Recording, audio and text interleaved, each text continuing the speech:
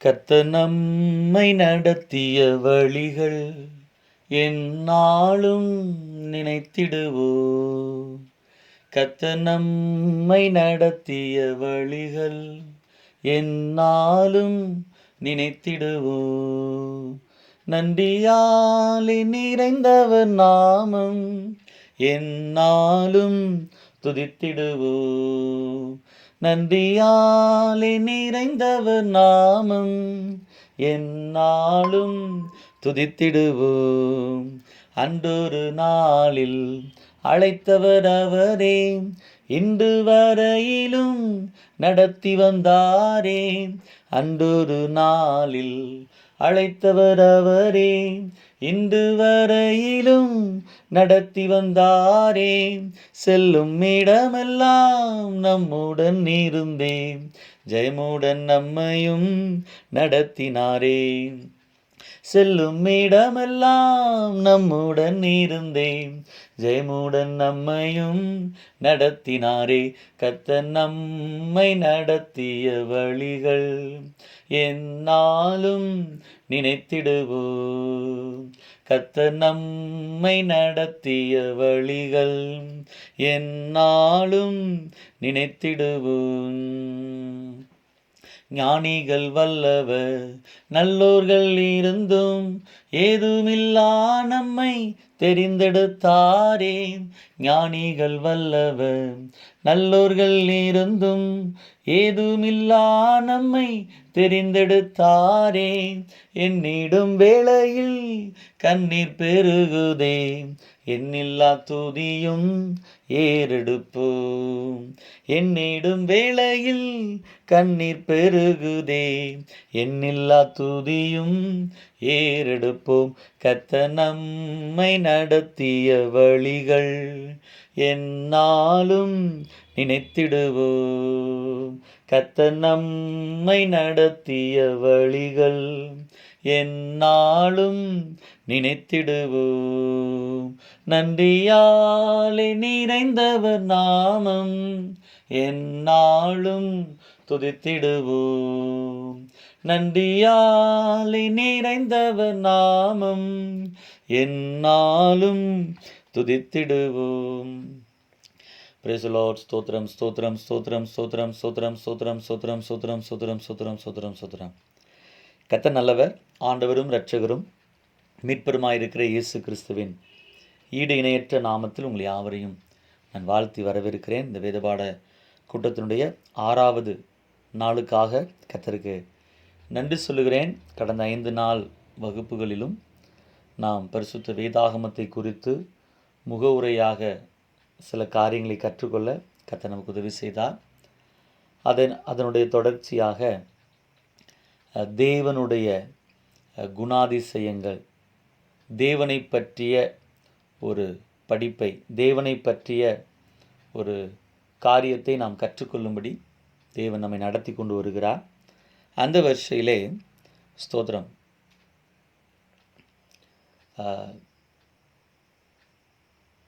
தேவனுடைய குணாதிசயங்கள் என்ற தலைப்பிலே உங்களோடு கூட ஆண்டோடைய வார்த்தை நான் கடைசியாக பகிர்ந்து நிறைவு செய்திருக்கிறேன்.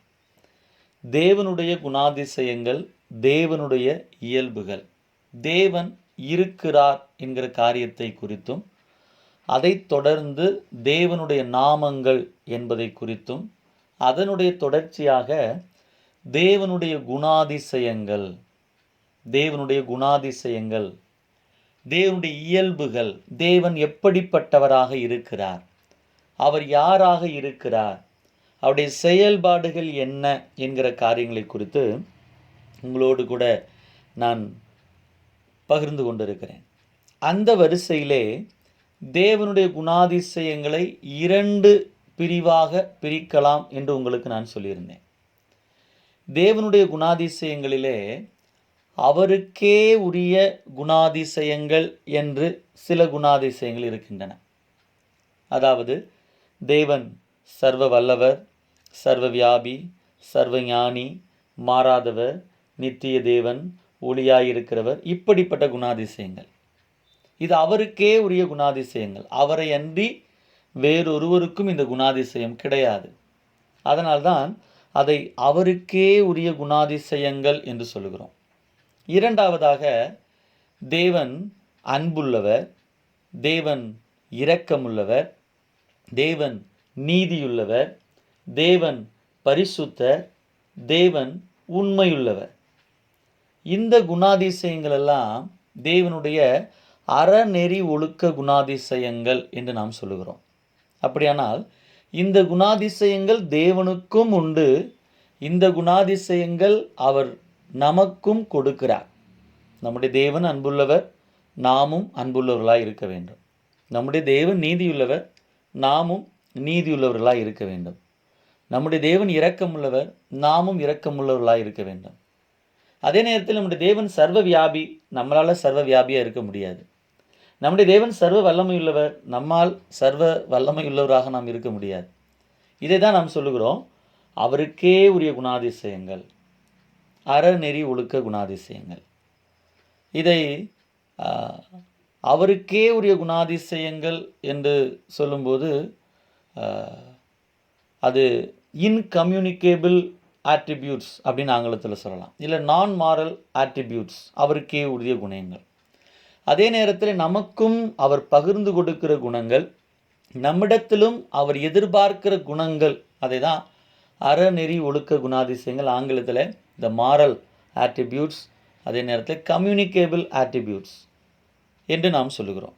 இந்த வரிசையிலே தேவனுக்கே உரிய குணாதிசயங்கள் 10 குணாதிசயங்களை உங்களோடு கூட கடந்த வகுப்பிலே நான் உங்களோடு கூட பகிர்ந்து நிறைவு செய்திருக்கேன். இன்றைக்கு அறநெறி ஒழுக்க குணாதிசயங்கள், அதாவது அவர் நமக்கு பகிர்ந்து கொடுக்கக்கூடிய குணாதிசயங்களை குறித்து உங்களோடு கூட பேச விரும்புகிறேன். தேவன் எப்படிப்பட்டவராக இருக்கிறார்? முதலாவதாக நான் உங்களுக்கு சொல்ல விரும்புகிற விஷயம் தேவனை பற்றி, நம்முடைய தேவன் பரிசுத்தமானவர். God is holy. நம்முடைய தேவன் பரிசுத்தமானவர். இது தேவனுடைய குணாதிசயங்களிலே முதன்மையானதும் அவருடைய தனித்தன்மையை வெளிப்படுத்துகிறதுமான ஒரு குணாதிசயம். தேவனுடைய குணாதிசயங்களிலே தனித்தன்மையான முதன்மையான ஒரு குணாதிசயம் என்னவென்று சொன்னால், தேவன் பரிசுத்தராக இருக்கிறார். பரிசுத்தம் என்பது என்ன? பரிசுத்தம் என்பது எல்லா அசுத்தங்களிலிருந்தும் நீங்கி விடுதலையோடு வாழ்வது. பாருங்க, நம்முடைய தேவன் பரிசுத்தர் என்று சொல்லும்போது அவரிடத்தில் எல்லளவேனும் இருள், அசுத்தம், அநீதி, அக்கிரமம், அநியாயம் என்பது கிடையாது. அவர் பரிசுத்தத்தை ஒரு இயல்பாக குணாதிசயமாக உடையவர் அல்ல, அவரே பரிசுத்தராய் இருக்கிறார் என்று வசனம் சொல்லுகிறது. அவர் ஒருவரே பரிசுத்தராக இருக்கிறார். மட்டுமல்ல, பரிசுத்தத்தில் அவர் மகத்துவம் உள்ளவராக இருக்கிறார். அவரை பூரண பரிசுத்தர் என்று நாம் சொல்லுகிறோம். இன்னும் சொல்ல வேண்டுமானால், பரிசுத்தர் என்று பெயரிலே அவர் தாம் அழைக்கப்பட வேண்டும் என்றும் அறியப்பட வேண்டும் என்றும் விரும்புகிறார். கர்த்தருக்கு ஸ்தோத்திரம். நீங்கள் லேவியராம் புத்தகம் 11வது அதிகாரம் 44வது வசனத்தை கவனிக்கும்போது அங்கு சொல்லப்பட்டிருக்கிறது, நான் உங்கள் தேவனாகிய கர்த்தர், நான் பரிசுத்தர், நீங்களும் பரிசுத்தராயிருப்பீர்களாக. ஸ்தோத்திரம். நம்முடைய தேவன் பரிசுத்த தேவனாயிருக்கிறார். அவரை போல நாமும் பரிசுத்தமுள்ளவர்களாக இருக்க வேண்டும் என்று விரும்புகிறார். அநேக வசனங்களை உங்களுக்கு நான் கோடிட்டு காட்ட முடியும். யோசுவா 24:19 யோசுவா சொல்லுகிறார், நம்முடைய தேவன் பரிசுத்தமுள்ள தேவன். 1 சாமுவேல் 6:20 வாசிக்கும்போது பெத்சிமேசின் மனுஷர் சொல்லுகிற வார்த்தை, இந்த பரிசுத்தமான தேவனாகிய கர்த்தருக்கு முன்பாக நிற்கத்தக்கவன் யார்? புறஜாதியான ஜனங்கள், இஸ்ரவேலர் அல்லாதவர்கள் சொல்லுகிறார்கள், இந்த தேவன் பரிசுத்தராகிய தேவன். சங்கீதம் 22:3 சொல்லுகிறது, இஸ்ரவேலின் துதிகளுக்குள் வாசமாயிருக்கிற தேவரீரே பரிசுத்த. பாருங்க, நம்முடைய தேவன் பரிசுத்த தேவனாக இருக்கிறார். பரிசுத்தர் என்கிற நாமத்திலே தாம் அழைக்கப்பட வேண்டும் என்று அவர் விரும்புகிறார். நிறைய வசனங்களை சொல்ல முடியும்.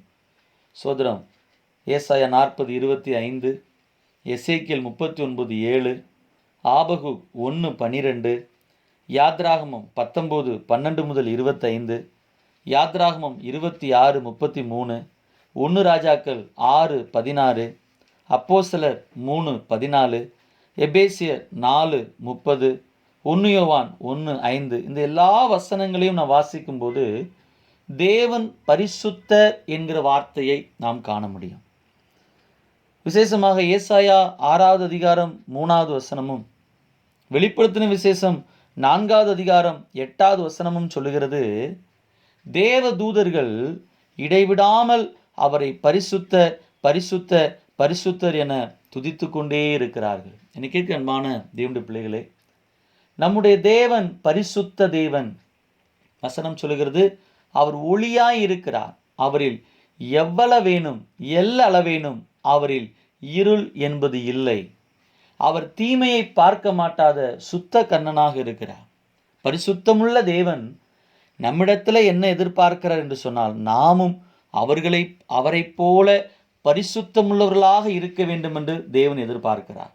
நம்முடைய வாயின் வார்த்தைகளிலே, நம்முடைய இருதயத்தின் நினைவுகளிலே, நம்முடைய சிந்தனைகளிலே, நம்முடைய செயல்களிலே, நம்முடைய நடக்கைகளிலே தேவனுடைய பரிசுத்தம் விளங்க வேண்டும். இந்த நேரத்தில் இந்த தேவ குணாதிசயத்தை படிக்கிற தேவ பிள்ளைகள், நம்முடைய வாழ்க்கை, நாம் ஒரு காலத்தில் பாவத்தில் வாழ்ந்தோம், பாவம் என்று அறியாமல் பாவம் செய்து கொண்டிருந்தோம். இன்றைக்கு பரிசுத்த தேவனிடம் நீங்களும் நானும் வந்திருக்கிறோம். அவர் தம்முடைய குமாரனாகிய இயேசு கிறிஸ்துவின் இரத்தத்தினாலே நம்முடைய பாவங்களை கழுவி நம்மை பரிசுத்தப்படுத்தி நம்மை சுத்திகரித்திருக்கிறார். பரிசுத்தமுள்ளவர்களாக வாழும்படி தேவன் நமக்கு கிருபை கொடுத்திருக்கிறார். தேவன் நமக்கு பரிசுத்த ஆவியை அபிஷேகமாக கொடுத்திருக்கிறார். தீங்கும் அசுத்தமும் நிறைந்திருக்கிற இந்த உலகத்தில் பரிசுத்தமுள்ள பிள்ளைகளாக நாம் நடந்து கொள்ள வேண்டும்.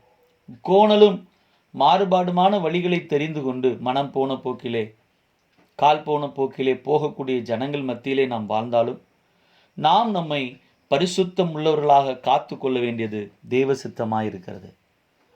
பரிசுத்தத்திலே நாம் எல்லாரும் குறை உள்ளவர்கள் தான்.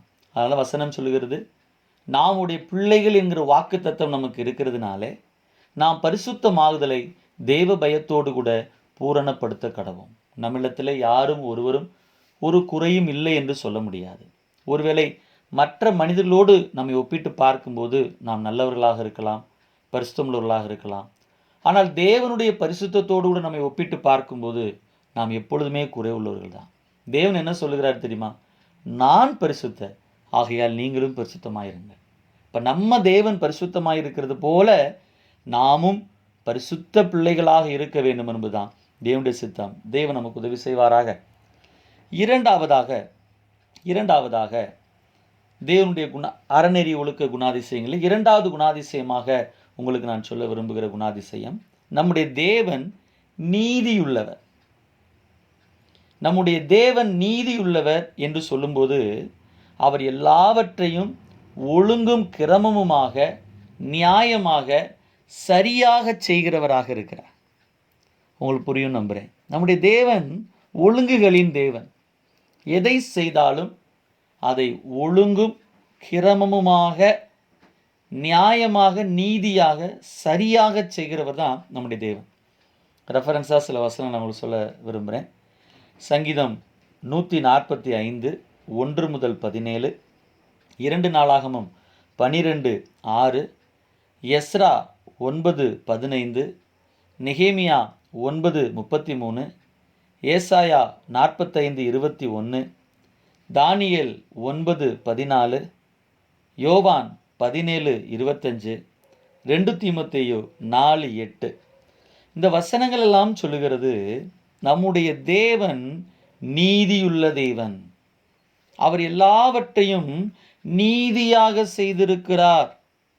அவர் அநீதியாக ஒன்றையும் செய்கிறவர் அல்ல. அநீதியாக அவர் ஒன்றையும் செய்கிறது இல்லை. ஏசாயா 45:21 நாம் வாசித்து பார்க்கும்போது, தேவன் தம்முடைய சிருஷ்டிகளோடு உள்ள தொடர்பிலே, தம்முடைய கிரியைகளிலே நீதியுள்ளவராக இருக்கிறார். நீதியாய் நியாய தீர்ப்பு செய்கிறவராக இருக்கிறார். பாருங்க, பல நேரத்தில் மனிதர்கள் நம்ம சொல்லுவோம், இவர்கள் அநீதி செய்து விட்டார்கள், இவர்கள் அநியாயம் செய்து விட்டார்கள். ஆனால் ஒரு நாளும் தேவன் அநியாயம் செய்ய மாட்டார். தேவன் அநீதியுள்ளவர் அல்லவே என்று வசனம் சொல்லுகிறது. ஒருவேளை மனிதர்கள் நாம் அவர்களுக்கு செய்த நன்மைகளை மறந்து, நாம் அவர்களுக்கு செய்த உதவிகளை மறந்து, அவர்கள் ஒருவேளை நமக்கு அவர்கள் அநியாயம் செய்யலாம், அநீதி செய்யலாம், நம்முடைய கிரியைகளுக்கு பாத்திரமாக அவர்கள் நடக்காமல் போகலாம். ஆனால் தேவன் நம்முடைய கிரியைகளை அறிந்திருக்கிறார். அவர் நீதியுள்ள தேவனாக இருக்கிறார். அநேக நேரத்தில் மனிதர்கள் சோர்ந்து போகிறது அதுதான். நான் எவ்வளவு சரியாக இருந்தோம், நேர்மையாக இருந்தோம், எனக்கு அநீதி இழைக்கப்பட்டு விட்டது. எனக்கு அன்பான தேவனுடைய பிள்ளைகளே, ஒரு நாளும் தேவன் உங்களுக்கு அநீதி செய்ய மாட்டார். காரணம், அவர் நீதியுள்ளவர். பாருங்க, எதற்கெல்லாம் தேவன் நீதியுள்ளவராக இருக்கிறார்? முதலாவது நான் சொன்னேன், தம்முடைய சிருஷ்டிகளோடு உள்ள தொடர்பிலே, கிரியைகளிலே அவர் நீதியுள்ளவராக இருக்கிறார். நீதியாக நியாய தீர்ப்பு செய்கிறார். ஏசாயா 45:21 சொல்லுகிறது. அதே நேரத்தில் நீதி நியாயத்தின் நிமித்தம் என்று சொன்னால் பாவியாக மனிதன் தண்டிக்கப்பட வேண்டும். பாவம் செய்த மனிதன், வசனம் சொல்லுகிறது, பாவத்தின் சம்பளம் மரணம், நரகம். பாவம் செய்கிற மனிதன் தண்டிக்கப்பட வேண்டும். இதுதான் நீதி நியாயம். ஆனால் கிறிஸ்து நமக்காக சிலுவையில் மரித்ததினாலே நம்முடைய பாவத்தை மன்னிக்கவும், பாவத்தின் தண்டனையிலிருந்து நம்மை விடுவிக்கவும் அவர் நீதியுள்ளவராய் இருக்கிறார் என்று வசனம் சொல்லுகிறது.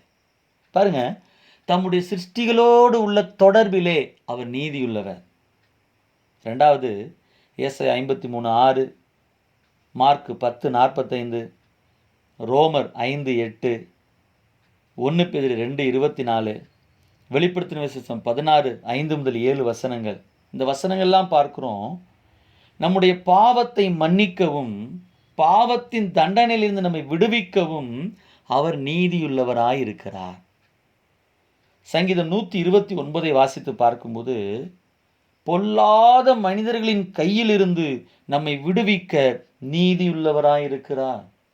நாம் வாசிக்கிறோம், கர்த்தாவே பொல்லாத மனுஷர்களுக்கு எங்களை தப்புவியும். இந்த உலகத்திலே பொல்லாத மனிதர்கள் உண்டுதான். வசனம் சொல்லுகிறது, அவர்களுடைய கைக்கு உங்களை தப்புவிக்க அவர் நீதியுள்ளவராயிருக்கிறார். நெகேமியா 9:7-8 நாம் வாசிக்கிறோம், அவர் தம்முடைய பிள்ளைகளுக்கு வாக்குத்தத்தம் பண்ணினதை நிறைவேற்ற நீதியுள்ளவராயிருக்கிறார்.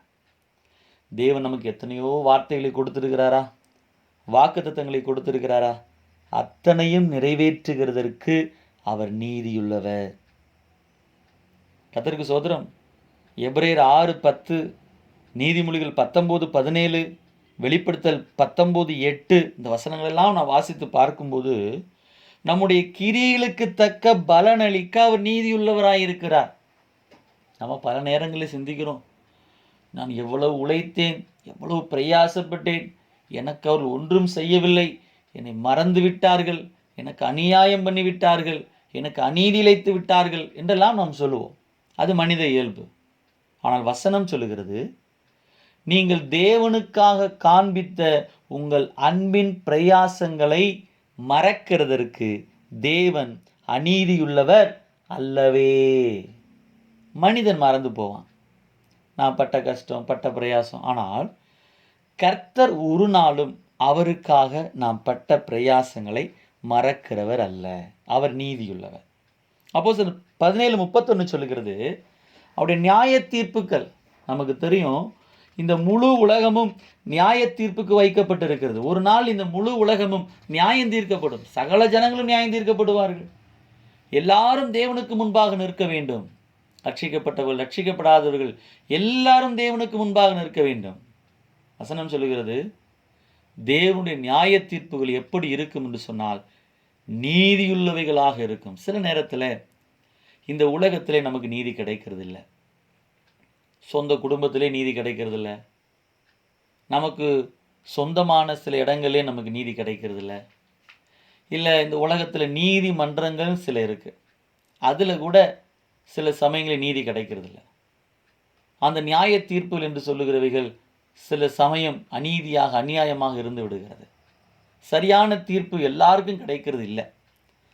தேவ பிள்ளைகள் புரிந்து கொள்ளணும், தேவனுடைய நியாய தீர்ப்புகள் நீதியுள்ள நியாய தீர்ப்புகள். ஒருவரும் ஆண்டவரை குற்றப்படுத்த முடியாது. காரணம், அவருடைய நியாய தீர்ப்புகள் எல்லாம் நீதியுள்ளவைகளாய் இருக்கிறது. இன்னைக்கு அன்பான தேவனுடைய பிள்ளைகளே, நம்முடைய தேவன் நீதியுள்ளவர் என்று சொல்லும்போது நான் சொன்னேன், நாமும் அவரை போல நீதியுள்ளவர்களாய் இருக்க வேண்டும்.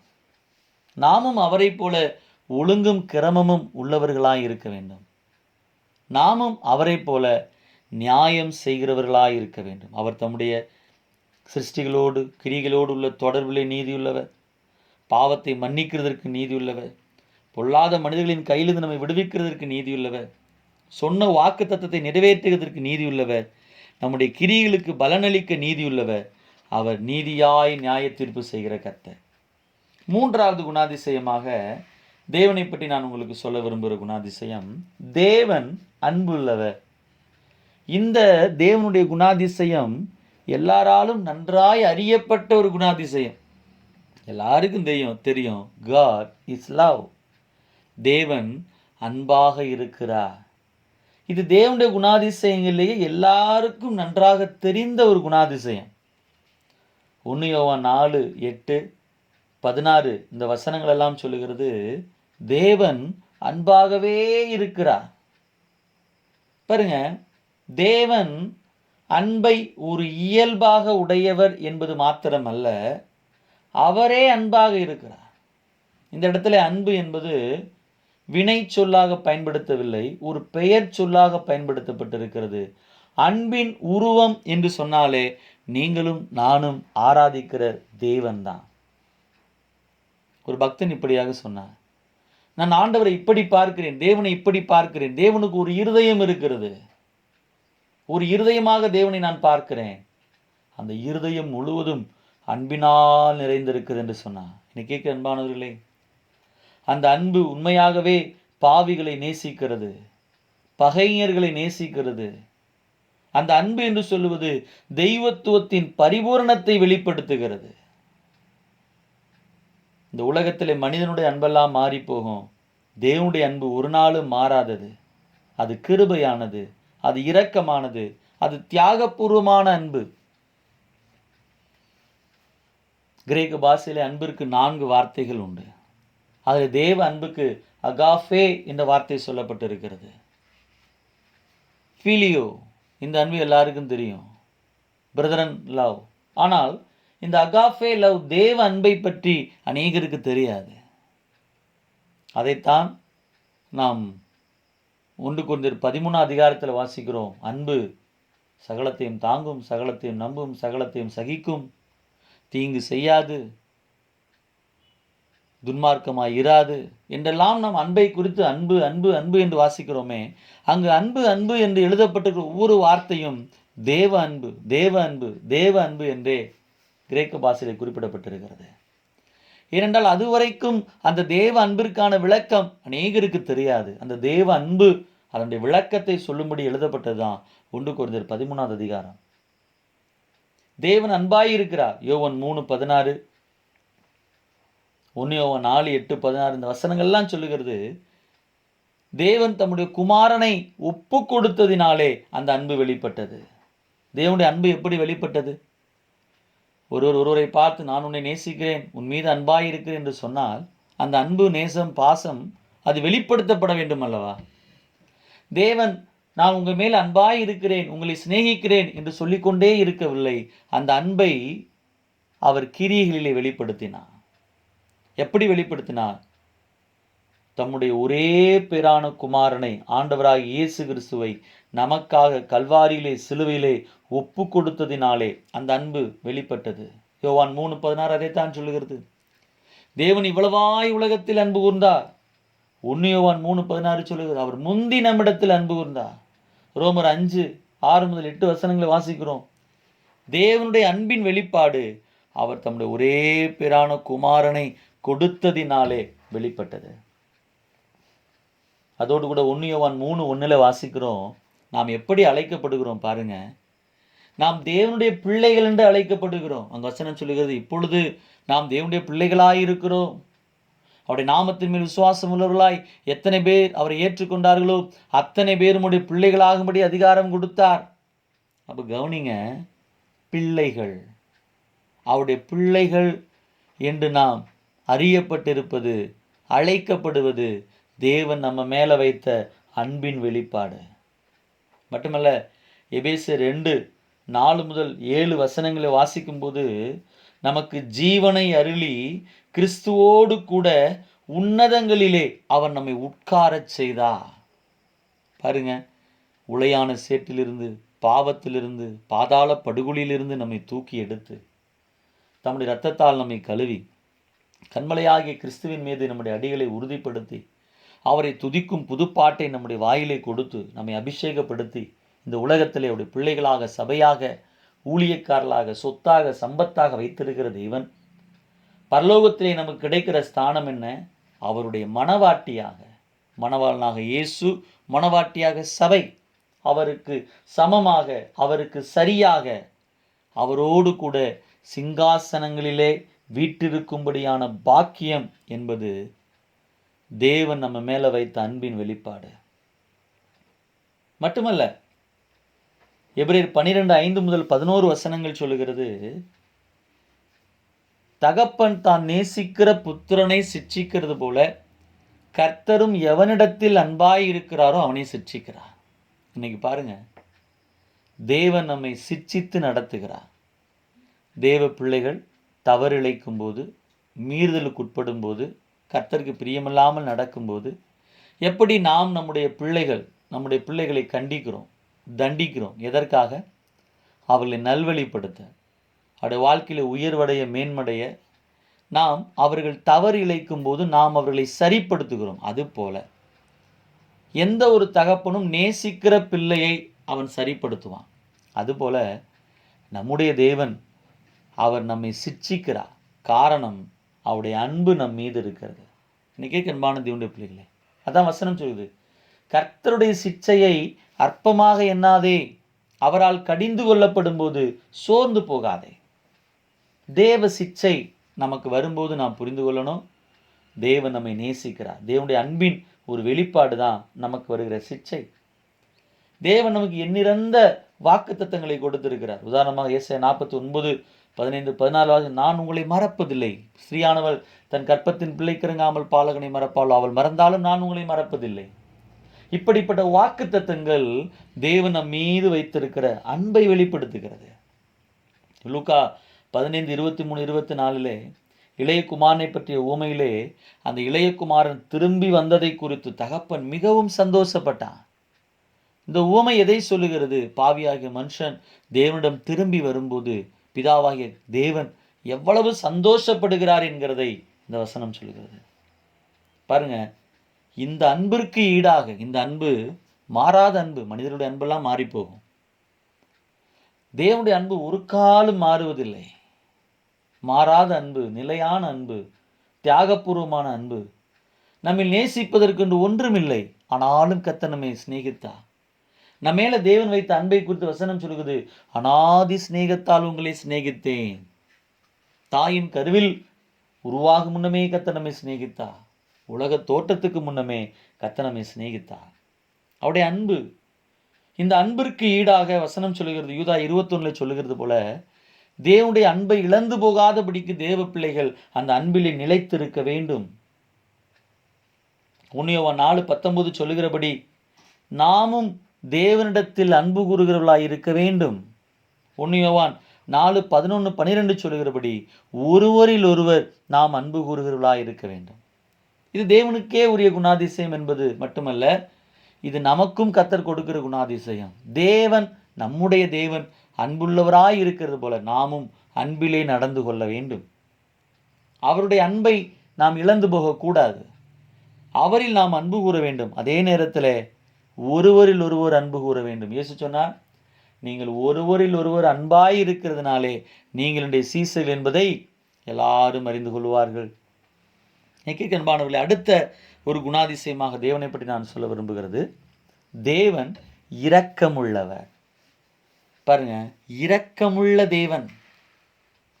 இரக்கம் என்கிற வார்த்தை, இரக்கம் என்கிற ஒரு காரியம் தகுதியின் அடிப்படையிலே நமக்கு கிடைப்பது அல்ல.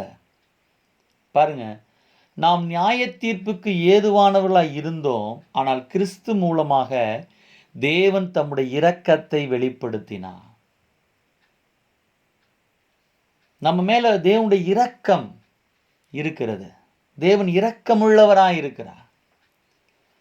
நிறைய நேரத்தில் ஜனங்கள் சொல்லுவாங்க, சில அழிவுகள், சில சேதங்கள், சில உயிரிழப்புகளை பார்க்கும்போது சொல்லுவாங்க, கடவுளுக்கு கொஞ்சம் கூட கருணை இல்லையா? என்னை கேட்க அன்பானவர்களே, அவரை போல இறங்குகிறவர் யாருமே இல்லை. அவரை போல இரக்கப்படுவதற்கு யாருமே இல்லை. வசனம் சொல்லுகிறது எபேசியர் 2:4, தேவனோ இரக்கத்தில் ஐஸ்வர்யம் உள்ளவராய் நம்மில் அன்பு கூர்ந்த தம்முடைய மிகுந்த அன்பினாலே. பாருங்க, அவர் இரக்கத்தில் ஐஸ்வர்யம் உள்ளவர்.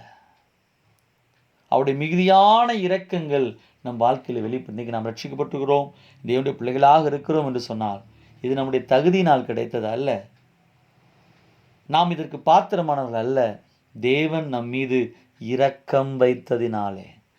சங்கீதம் 86:15 சொல்லுகிறது, ஆனாலும் ஆண்டவரே, நீர் மன உருக்கமும் இரக்கமும் நீடிய பொறுமையும் பூரண கிருபையும் சத்தியமும் உள்ள தேவன். அங்கு ஆண்டவரை பற்றி சொல்லப்பட்டிருக்கிறது, அவர் இரக்கமும் மன உருக்கமும் உள்ள தேவன். தீங்குக்கு மனஸ்தாபப்படுகிறவர். அப்படிப்பட்ட ஒரு தேவனை தான் நீங்களும் நானும் ஆராதிக்கிறோம். 1 பேதுரு 1:4 சொல்லுகிறது, தமது மிகுந்த இரக்கத்தின்படி நம்மை மறுபடியும் ஜெனிப்பித்தார். இன்றைக்கு நாம் மறுபடி பிறந்திருக்கிறோம். நம்முடைய பாவங்கள் மன்னிக்கப்பட்டு இருக்கிறது, நம்முடைய மீறுதல்கள் மன்னிக்கப்பட்டு இருக்கிறது. நாம் தேவனுடைய பிள்ளைகளாய் இருக்கிறோம் என்று சொன்னால் அது தேவனுடைய இரக்கத்தினாலே. தாவீதுடைய வாழ்க்கை உங்களுக்கு தெரியும். தாவீது செய்த பாவம் துணிகரமான பாவம். பாருங்க, பத்சேபாளிடத்தில் செய்த பாவம், அவருடைய கணவரை கொன்று போட்டது, துணிகரமாக செய்த பாவம். ஆனால் அவன் தேவனிடம் திரும்பும்போது இப்படி சொல்லி ஜெபிக்கிறான். சங்கீதம் 32:10, துன்மார்க்கனுக்கு அநேக வேதனைகள் உண்டு, கர்த்தரை நம்பியிருக்கிறவனையும் கிருபை சூழ்ந்து கொள்ளும்.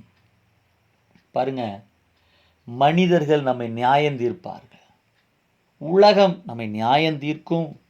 இவன் மரணத்திற்கு பாத்திரன். தீர்க்கதரிசி எச்சரிக்கும் போது தாவீது தானே சொல்லுகிறான், இந்த பாவத்தை செய்தவன் மரணத்திற்கு பாத்திரன். உடனே அவன் சொல்றான், அது நீர் தான் சொல்றான். இன்னைக்கு அன்பானவர்களே, எல்லாரும் நம்மை நியாயம் தீர்க்கும் போது தேவனுடைய இரக்கம் நம்மை விடுவிக்கிறது. புலம்பல் 3:22 அதை தான் சொல்லுகிறது, நாம் நிர்மூலமாகாதிருக்கிறது கர்த்தருடைய கிருபை. நாம் நிர்மூலமாகி போயிருக்கணும், நம்ம ஒன்றுமில்லாமல் போயிருக்கணும், நாம் அழிந்து போயிருக்கணும். ஆனால் அவருடைய கிருபை, அடுத்த வார்த்தை சொல்லுகிறது, அவருடைய இரக்கங்களுக்கு முடிவில்லை. தாவீது கர்த்தருடைய சமூகத்திலே தன்னை தாழ்த்தி விண்ணப்பம் பண்ணி ஜெபித்த போது தேவன் அவனுக்கு இரக்கமுள்ளவராய் இருந்தார். கேட்க அன்பான தேவனுடைய பிள்ளைகளே, நம்முடைய தேவன் இரக்கமுள்ளவராய் இருக்கிறது போல நாமும் பிறருக்கு இரக்கம் செய்கிறவர்களாய் இருக்கணும். வசனம் சொல்வது, ஏழைக்கு இறங்குகிறவன் கர்த்தருக்கு கடன் கொடுக்கிறார். இரக்கமுள்ளவர்கள் பாக்கியவான்கள், அவர்கள் இரக்கம் பெறுவார்கள். நம்முடைய தேவன் இரக்கம் உள்ளவருங்க, நாமும் இரக்கம் உள்ளவர்களாய் நடந்து கொள்ள வேண்டும். இதோடு கூட சம்பந்தப்பட்ட இன்னொரு குணாதிசயம் தான் தேவன் கிருபையுள்ளவர். எப்படி நியாய தீர்ப்புக்கு ஏதுவாய் இருந்த நம்மை நம்முடைய வாழ்க்கையில தேவனுடைய இரக்கம் வெளிப்பட்டதோ, அதுபோல ஒன்றுக்கும் தகுதியில்லாத நிலைமையிலே இருந்த நம்மை தகுதியுள்ளவர்கள் ஆக்கினது என்று சொல்வது கிருபைதான். இது நம்முடைய கிரியைகளுக்கு கிடைத்த கூலி அல்ல. அப்படியானால் நாம் சம்பாதித்தது என்று சொல்லுவோம். ஆனால் இது கர்த்தர் கிருபையாக கொடுத்தது. கிருபை குறித்து பைபிள் நிறைய பேசுது. எபேசியர் 1:7 வாசிக்கிறோம், அவருடைய கிருபையின் மகிமை. 1 பேதுரு 4:10 வாசிக்கிறோம், பற்பல கிருபை. 1 பேர் 5:12 சொல்லுகிறது. மெய்யான கிருபையை பற்றி வேதம் சொல்லுகிறது. சங்கீதம் 136 வாசிக்கிறோமே, ஒவ்வொரு வசனங்களிலும் சொல்லப்பட்டிருக்கிறது, அவர் கிருபை என்றும் உள்ளது, அவர் கிருபை என்றும் உள்ளது, அவர் கிருபை என்றும் உள்ளது. மலைகள் விலகினாலும் பர்வதங்கள் நிலை பெயர்ந்தாலும் மாறாதது தேவனுடைய கிருபை. இன்னைக்கு அன்பான தேவனுடைய பிள்ளைகளே, தேவனுடைய குணாதிசயங்களில் ஒன்றுதான், அவர் கிருபையுள்ளவர், மிகுந்த கிருபையுள்ளவர். நாம் இன்றைக்கு ரட்சிக்கப்பட்டிருக்கிறோம் என்று சொன்னால் எபேசியர் 2:7 சொல்லுகிறபடி இது கிரியைகளினால் உண்டானது அல்ல, இது தேவனுடைய ஈவு. கர்த்தருக்கு ஸ்தோத்திரம். தேவனுடைய கிருபையினாலே நாம் ரட்சிக்கப்பட்டோம். மட்டுமல்ல, தேவனுடைய கிருபையினாலே தான் நாம் தேவனுடைய பிள்ளைகளாகவும் ஊழியக்காரர்களாகவும் இருக்கிறோம். தேவனுடைய கிருபை தான் நம்முடைய எல்லா தேவைகளையும் சந்திக்கிறது. ஸ்தோத்திரம். நாம் விழுந்து போன இடத்திலே நம்மை தூக்கி நிறுத்தியது தேவ கிருபை. நம்முடைய பலவீனத்திலே நம்மை பலப்படுத்தினது தேவ கிருபை. தேவனுடைய கிருபை இல்லாமல் ஒன்றுமே இல்லை. ஸ்தோத்திரம். அதாம் யோவான் 1:16 சொல்லுகிறது, அவருடைய பரிபூர்ணத்தினால் நாம் எல்லாரும் கிருபையின் மேல் கிருபை பெற்றோம். இந்த இடத்துல இந்த வார்த்தையை கேட்டுக்கொண்டிருக்கிற அன்பான தேவ பிள்ளைகள், நீங்கள் கிருபை பெற்ற தேவ ஜனங்கள். அவர் மிகுந்த கிருபையுள்ளவர். அவர் கிருபையை தாராளமாய் தருகிறார். தாழ்மை உள்ளவர்களுக்கு அவர் கிருபை அளிக்கிறார். கிருபையுள்ள தேவனை தான் நீங்கள் நான் ஆராதிக்கிறோம். எபேசியர் 2:8-9 சொல்லுகிறது போல, நாம் ரட்சிக்கப்பட்டது தேவனுடைய கிருபையினாலே. 1 கொரிந்தியர் 15:8-10 வசனங்கள் சொல்லுகிறது போல, நாம் ஊழியம் செய்வது, ஊழியக்காரர் ஆக்கப்பட்டது தேவ கிருபையினாலே. ரோமர் 5:20-21 சொல்லுகிறது, நாம் விழுந்து போன இடத்திலே நம்மை தூக்கி நிறுத்தியது தேவ கிருபை. 2 கொரிந்தியர் 12:7-10 வசனங்கள் சொல்லுகிறது, உன்னுடைய பலவீனத்திலே என் பலன் பூரணமாய் விளங்கும் என்று கர்த்தர் சொன்னாரே. நம்முடைய பலவீனத்தில் நம்மை பலப்படுத்துவது தேவ கிருபை. 2 கொரிந்தியர் 9:8 சொல்லுகிறது போல, நம்முடைய எல்லா தேவைகளையும் சந்திக்கிறது தேவ கிருபை. இந்த ராத்திரி வேளையில் தேவ பிள்ளைகள் ஒரு காரியத்தை தெரிந்து கொள்ளணும். நம்முடைய தேவன் கிருபை உள்ளவர். அவர் நமக்கு கிருபை அளிக்கிறார். அவருடைய சமூகத்தில் நம்மை தாழ்த்தும் போது, அவருடைய பிரசன்னத்தை தேடும் போது, அவர் நமக்கு கிருபை மேல கிருபை அளிக்கிறார். கடைசியாக ஒரு குணாதிசயம் நான் சொல்லி முடிக்க விரும்புகிறேன். தேவன் உண்மையுள்ளவர். எனக்கு ரொம்ப பிடித்தமான ஒரு குணாதிசயங்கள் இதுவும் ஒன்று. நம்முடைய தேவன் உண்மையுள்ளவர். அதான் புலம்பல் 3:22-23 வாசிக்கும் போது நம்ம வாசிக்கிறோம், நாம் நிர்மூலமாகாது இருக்கிறது கர்த்தருடைய கிருபையே. இந்த வசனத்தில் தேவனுடைய 3 குணாதிசயங்களையும் பார்க்கலாம். தேவனுடைய கிருபை, அவருடைய இரக்கம், அவருடைய உண்மை. நாம் நிர்மூலமாகாது இருக்கிறது கர்த்தருடைய கிருபையே, அவருடைய இரக்கங்களுக்கு முடிவில்லை, அவைகள் காலைதோறும் புதியவைகள், உமது உண்மை பெரிதாயிருக்கிறது. அவருடைய இரக்கங்களுக்கு முடிவில்லை, அவருடைய கிருபை பெரியது, அவருடைய உண்மை பெரியது. 2 தீமோத்தேயு 2:13 நம்ம வாசிக்கிறோம், நாம் உண்மை இல்லாதவர்களாய் இருந்தாலும் அவர் உண்மையுள்ளவராய் இருக்கிறார், அவர் தம்மை தாம் மறுதலிக்க மாட்டார். எனக்கு மிகவும் பிடித்தமான ஒரு வார்த்தை, God is faithful. He is faithful. Faithfulness of God. தேவனுடைய உண்மை அது மிகவும் பெரியதுங்க. யாரெல்லாம் உண்மை இல்லாதவர்களாய் போனாலும் கர்த்தர் உண்மையுள்ளவராயிருக்கிறார். எதற்கெல்லாம் கர்த்தர் உண்மையுள்ளவர் தெரியுமா? 1 தெசலோனிக்கர் 5:24 சொல்லுகிறது, அழைப்பின் நோக்கத்தை, நம்மை அழைத்த அழைப்பின் நோக்கத்தை நிறைவேற்ற அவர் உண்மையுள்ளவர். உங்களை கர்த்தர் ஒரு நோக்கத்திற்காக அழைத்திருப்பார். அந்த நோக்கத்தை கர்த்தர் உங்களை கொண்டு நிறைவேற்றுவார். பவுல் சொல்லுகிறார், நான் எதற்காக பிடிக்கப்பட்டேனோ அதை பிடித்து கொள்ளும்படி ஆசையாய் தொடருகிறேன். அவரிடத்தில் நான் ஒப்பு கொடுத்ததை அந்நாள் வரையிலும் காத்து கொள்ள அவர் வல்லவராயிருக்கிறார். நம்மை அழைத்த அழைப்பின் நோக்கத்தை நிறைவேற்ற அவர் உண்மையுள்ளவர். ஒவ்வொரு தேவ பிள்ளைக்கும் இதயத்தில் ஒரு எண்ணம் இருக்கணும், நான் எதற்காக அழைக்கப்பட்டேன், தேவன் எதற்கு என்னை தெரிந்து கொண்டார், என் வாழ்க்கையில் தேவன் என்ன சித்தம் வைத்திருக்கிறார், அது நிறைவேற வேண்டும். ரெண்டாவது சில வசனங்களை நான் சொல்ல விரும்புகிறேன். 2 தெசலோனிக்கேயர் 3:3, யோவான் 17:15, 1 பேதுரு 1:5, சங்கீதம் 91. இந்த வேத பகுதியெல்லாம் நீங்கள் வாசித்து பார்த்தா உங்களுக்கு தெரியும். தீமையிலிருந்து விலக்கி காக்க உண்மையுள்ளவர்.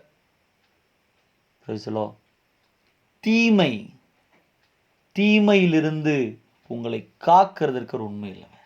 ஒரு நாளும் மறக்க மாட்டார்.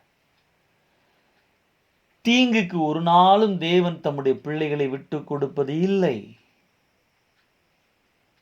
எனக்கு நன்றாக தெரியும்.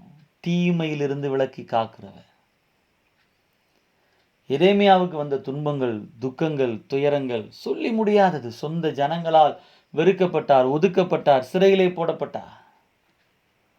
ஆனால் பாபிலோனின் நேபுகாத்நேச்சார் வந்து விடும்போது எரேமியாவுக்கு மாத்திரம் விதிவிலக்கை கொடுத்தான். எல்லா ஜனங்கள் மேலும் தீங்கு வந்தபோது எரேமியாவின் மீது தீங்கு வரவில்லை. எனக்கே அன்பான தேவனுடைய பிள்ளைகளே, தேவன் உங்களை தீமையிலிருந்து விலக்கி காக்க உண்மையுள்ளவர். மட்டுமல்ல, வசனம் சொல்லுவது என்னாகும் 23:19-20, 2 கொரிந்தியர் 1:20. தேவன் தம்முடைய வார்த்தையை குறித்து, வாக்குத்தத்தங்களை குறித்து அதை நிறைவேற்றுவதற்கு உண்மையுள்ளவர். கர்த்தர் ஒரு நாள் ஒரு காரியத்தை சொல்லிட்டு செய்யாமல் இருக்க மாட்டார். அவர் சொன்னால் சொன்னபடி செய்வார். அவர் சொன்ன வார்த்தை நிறைவேற்றுவார். தம்முடைய வார்த்தையை, வாக்குத்தத்தங்களை நிறைவேற்றுவதற்கு உண்மையுள்ள தேவன். மனிதர்கள் சில நேரம் வாக்கு கொடுத்தா மறந்து போவாங்க. அதை நிறைவேற்றுகிற விருப்பம் இல்லாமல் போகும். இல்லை பொய் சொல்லிடுவாங்க. இல்லை அதில் உண்மை இல்லாமல் போயிடுவாங்க. ஆனால் தேவன் அப்படி அல்ல. வசனம் சொல்லுகிறது, மனம் மாற அவர் மனுஷன் அல்ல. அவர் சொல்லியும் செய்யாதிருப்பவர் அல்ல. வசனித்தும் நிறைவேற்றாதிருப்பவர் அல்ல. அவர் சொன்னால் செய்வார். மட்டும் வசனம் இன்னும் சில வசனங்கள் சொல்லுது. பிலிப்பியர் 1:5 வாசிக்கிறோம், நம்மில் நற்கிரியைகளை தொடங்கினவர் அதை நிறைவேற்ற உண்மையுள்ளவர். யோவான் 1:9 சொல்லுகிறது, நம்முடைய பாவங்களை நாம் அறிக்கையிடும் போது அதை மன்னிக்கிறதற்கு அவர் உண்மையுள்ளவர். இந்த வசனங்கள்லாம் வச்சு பார்க்கும் உங்களுக்கு புரியும். நாம் உண்மை இல்லாதவர்களாய் இருந்தாலும் நம்மை அழைத்த தேவன் நம்மை நடத்துவதற்கு உண்மையுள்ளவர். நம்மை விசாரிப்பதற்கு உண்மையுள்ளவர். அவர் ஒரு நாளும் உண்மை இல்லாதவராய் போகிறவர் அல்ல. நம்முடைய வாழ்க்கை நோக்கத்தை நிறைவேற்றுகிறவர், தீமையிலிருந்து விலக்கி காக்கிறவர், தம்முடைய வாக்கு தத்தங்களை நிறைவேற்றுகிறவர், நம்முடைய பாவங்களை மன்னிக்கிறவர். அவர் உண்மையுள்ள தேவனாயிருக்கிறார். அதான் புலம்பல் 3:23 சொல்லுகிறது, தேவனுடைய உண்மை பெரிதாயிருக்கிறது. இன்னைக்கு அன்பான தேவனுடைய பிள்ளைகளே, இந்த நாளினுடைய இந்த வகுப்பிலே தேவனுடைய அறநெறி ஒழுக்க குணாதிசயங்களை உங்களோடு கூட நான் பகிர்ந்திருக்கிறேன். முதலாவதாக, தேவன் பரிசுத்தமானவர் என்று உங்களோடு கூட பகிர்ந்து கொண்டேன். நாமும் அவரை போல பரிசுத்தமாயிருக்க வேண்டும். இரண்டாவதாக, தேவன் நீதியுள்ளவர், நாமும் அவரை போல நீதியுள்ளவர்களாய் இருக்க வேண்டும். மூன்றாவதாக, தேவன் அன்புள்ளவர், நாமும் அவரை போல அன்புள்ளவர்களாய் இருக்க வேண்டும். நான்காவதாக, தேவன் இரக்கமுள்ளவர், நாமும் அவரை போல இரக்கமுள்ளவர்களாய் இருக்க வேண்டும். ஐந்தாவதாக, தேவன் கிருபையுள்ளவர், நாமும் அவரை போல கிருபையுள்ளவர்களாய் இருக்க வேண்டும். ஆறாவதாக, தேவன் உண்மையுள்ளவர், நாமும் அவரை போல உண்மையுள்ளவர்களாய் இருக்க வேண்டும். இப்படி தேவனுடைய அறநெறி ஒழுக்க குணாதிசயங்கள் அநேகம் இருக்கின்றன. அவரை போலவே நாமும் இருக்கவும் அழைக்கப்பட்டிருக்கிறோம், தெரிந்து கொள்ளப்பட்டிருக்கிறோம். இந்த வகுப்பினுடைய ஒரு நிறைவான நேரத்திற்கு நாம் வந்திருக்கிறோம். அடுத்த இதனுடைய தொடர்ச்சியாக திருத்துவத்தை குறித்து உங்களோடு கூட நான் பேச விரும்புகிறேன், போதிக்க விரும்புகிறேன். அது ஒரு முக்கியமான தலைப்பு. காரணம், தேவன் அவருடைய அந்த நிலை, தேவனுடைய குணாதிசயங்களை படித்தோம். தேவனுடைய நிலை, எந்த நிலையிலே தேவன் இருக்கிறார், தேவனுடைய நிலைகள் என்ன, தேவனுடைய ஆழ்த்தத்துவங்கள் என்ன, தெய்வத்துவம் என்பது என்ன அப்படின்ற காரியத்தை குறித்து உங்களோடு நான் பகிர்ந்து கொள்ள வேண்டும். இன்றைக்கு நேரம் கொஞ்சம் சற்று குறைவாக இருக்கிறதுனாலே அந்த பகுதி எடுத்து பேச ஆரம்பித்தால் அது கொஞ்சம் அதிகமான நேரத்தை எடுத்து விடும். அதை பாதியில் விடவும் முடியாது. அப்படி விட்டால் அது உங்களுடைய புரிதலுக்கு அது ஒரு தடையாக இருக்கும். ஆனபடினாலே இன்றைக்கி இத்தோடு கூட இந்த வகுப்பை முடித்துக்கொள்ள விரும்புகிறேன். ஸ்தோத்திரம். நாம் ஜெபம் பண்ண போகிறோம். ஒருவேளை யாருக்காவது ஏதாகிலும் சந்தேகங்கள் இருக்குமானால் நீங்கள் இப்போ சொல்கிறது மத்தேயு 5:48, நம்முடைய தேவன் பூரண சர்க்குணராய் இருக்கிறார். அவருடைய பிள்ளைகளாக இருக்கிற நாமும் பூரண சர்க்குணராய் இருக்க வேண்டும் என்று விரும்புகிறார்.